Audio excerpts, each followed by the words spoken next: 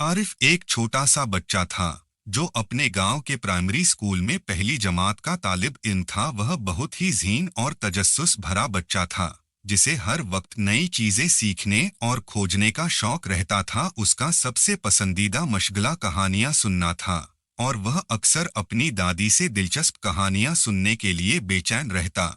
एक दिन स्कूल से वापसी पर आरिफ को रास्ते में एक पुरानी सुनहरी जिल्द वाली किताब मिली। किताब पर चमकदार सुनहरे अल्फाज में कुछ लिखा था, मगर वक्त के साथ वह अल्फाज धुंधला गए थे। आरिफ को किताब बहुत अजीब और खास लगी। वह इसे लेकर सीधा अपने घर पहुंचा। दादी, दादी, देखें, मुझे ये किताब मिली है, आरिफ ने जोश से कहा।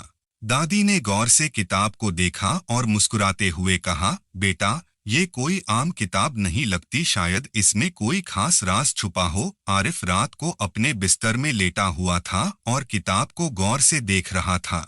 अचानक जैसे ही उसने किताब का पहला सफ़ा खोला, एक सुनहरी रोशनी चमकी और एक अजीब सा मंजर सामने आ गया। आरिफ ने हैरान होकर देखा कि वह अपने कमरे में नहीं बल्कि किसी और जगह खड़ा था। ये एक खूबसूरत बाग था जहां दरख्तों के पत्तों पर रोशनी झिलमिला रही थी और फ़ज़ा में एक हल्की सी खुशबू थी। ये मैं कहाँ आ गया? आरिफ ने हैरत से कहा। अचानक एक नन्हा सा चमकदार परी जैसा मखलूक उसके सामने आ गया। वह बुलबुली नामी एक जादुई परी थी। तुम कौन हो और ये कौन सी जगह है? आरिफ ने पूछा। बुलबुली ने हंसते हुए कहा, ये जादुई किताब का बाग है। जो भी इस किताब को खोलता है वह इस बाग में आ जाता है, लेकिन यहाँ आने वालों को एक इम्तिहान पास करना होता है। अगर तुम कामयाब हो गए तो तुम्हें एक खास इनाम मिलेगा। बुलबुली ने आरिफ को बताया कि पहला इम्तिहान हिम्मत का है। सामने वो पुराना पुल देख रहे हो? तुम्हें इसे पार करना होगा, लेकिन रास्ते में कुछ खौफनाक आवाजें आएंगी जो तुम्हें डराने की कोशिश करेंगी। अगर तुम खौफजदा न हुए तो तुम जीत जाओगे। आरिफ ने गहरी सांस ली और आहिस्ता आहिस्ता पुल की तरफ बढ़ा। जैसे ही उसने कदम रखा, दरख्तों से अजीबोगरीब आवाजें आने लगीं, कभी हंसने की, कभी चीखने की, कभी गर्जने की। ये सब मेरा हौसला आजमाने के लिए है। मुझे डरना नहीं चाहिए। आरिफ ने खुद को तसल्ली दी और मजबूती से चलता रहा। कुछ ही देर में वह पुल पार कर चुका था। बुलबुली ने खुश होकर कहा, शाबाश आरिफ, तुमने पहला इम्तिहान पास कर लिया।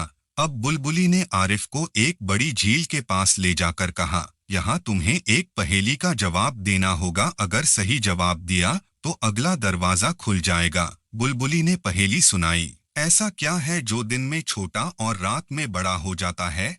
आरिफ ने सोचा, ये कुछ मुश्किल है, लेकिन अगर गौर से सोचूं तो जवाब मिल सकता है। कुछ लम्हे गुजरे और फिर आरिफ के चेहरे पर चमक आ गई। हाँ, मैं जान गया, ये साया है। दिन में हमारा साया छोटा होता है और रात में लंबा हो जाता है। झील के पानी में एक जादुई दरवाजा नमूदार हुआ और बुलबुली ने खुशी से कहा, तुमने दूसरा इम्तिहान भी पास कर लिया। आरिफ की दोस्ती और नेकी का इम्तिहान। कुछ देर बाद आरिफ एक पहाड़ी रास्ते पर पहुंचा। वहां एक नन्हा खरगोश दिखाई दिया जिसका पैर जख्मी था। वह दर्द से कराह रहा था। बुलबुली ने आरिफ से कहा, ये आखिरी इम्तिहान है, तुम्हें फैसला करना होगा कि आगे जाओ या इस खरगोश की मदद करो।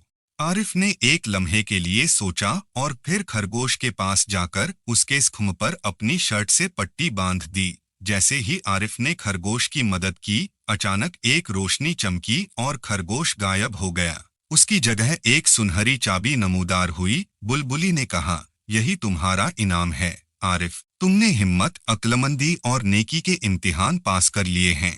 अब तुम इस चाबी से जादुई दरवाजा खोलकर वापस जा सकते हो। आरिफ ने चाबी से दरवाजा खोला और अचानक वह अपने कमरे में वापस आ गया। वह हैरान था मगर बहुत खुश भी था। अगले दिन जब आरिफ ने अपनी दादी को सारी कहानी सुनाई तो दादी मुस्कुराकर बोली, बेटा, ये कहानी सिर्फ ख्वाब नहीं थी बल्कि एक सबक भी था। हिम्मत, अक्लमंदी और नेकी वो खूबियां हैं जो हर कामयाब इंसान में होती हैं। अगर तुम अपनी जिंदगी में इन खूबियों को अपनाओगे तो हमेशा कामयाब रहोगे। आरिफ ने अहद किया कि वह हमेशा बहादुर, अक्लमंद और नेकदिल रहेगा, और उस दिन के बाद वह न सिर्फ कहानियां सुनने का शौकीन रहा बल्कि खुद भी दूसरों को सिखाने लगा कि अच्छाई का रास्ता ही सबसे बेहतरीन रास्ता है।